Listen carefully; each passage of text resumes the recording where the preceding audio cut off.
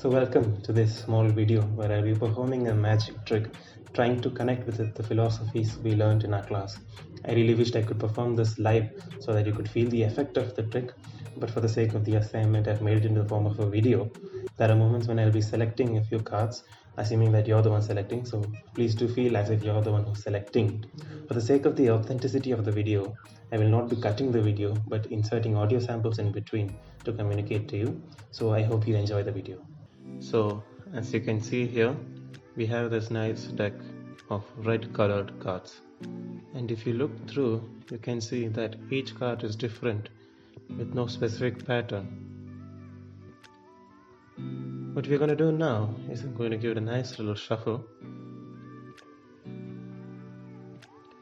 and now I'm going to let you choose a card randomly. Say for example this card. Now I want you to memorize that card.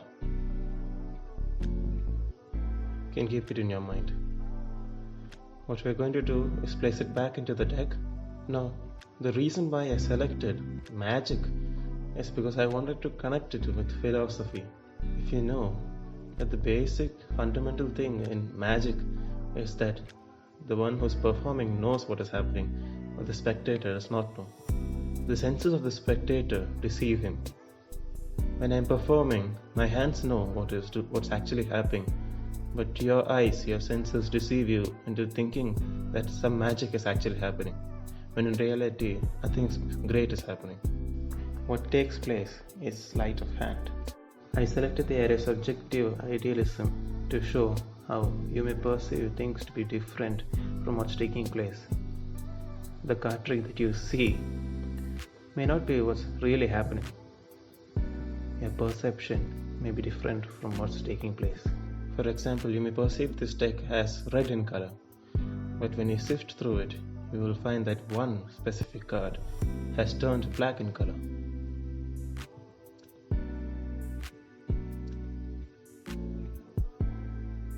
And now if you look at that card, you realize that it is a card you selected, the Four of Clubs. And that's how this simple trick is done. And that's how a magician uses his hand to trick the spectator. For the sake of doing it again, let's keep this black card on the side and try the same trick once again. You can see that there are no black cards in this deck.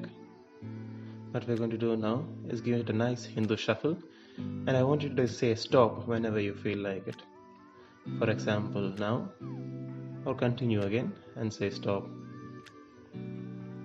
Now, I want you to remember this card, memorize this card, keep in your mind this card. So we're going to place this card back into the deck, give it a nice little shuffle, mix it up completely, and once again give it a Hindu shuffle. Maybe give it a Sibyl cut, a unique trick which I learned.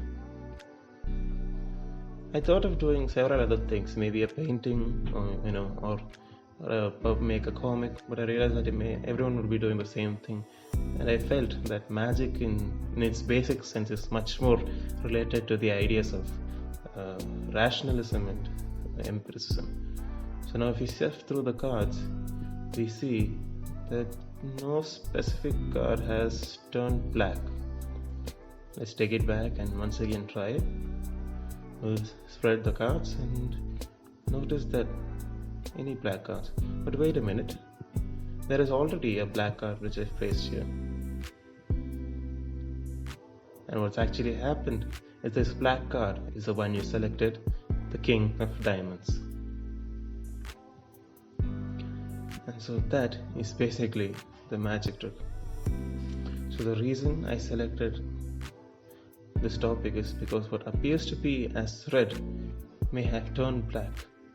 Senses can deceive us and make us think that what is actually happening is different from what we perceive. So I hope you like that video. It's a very quick way of showing how magic takes the ideas of philosophy, especially the idea that the senses can deceive us easily.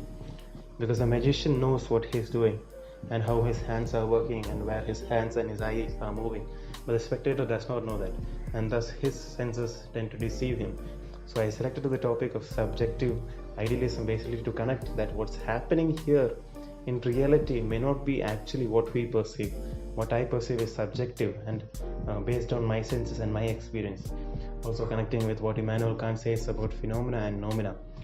What actually happens is the noumena, but what we perceive is the phenomena, which may not be true. The tricks the magician knows, but the spectator perceives it as something magical. So that was my video. I hope you really enjoyed it. Thank you.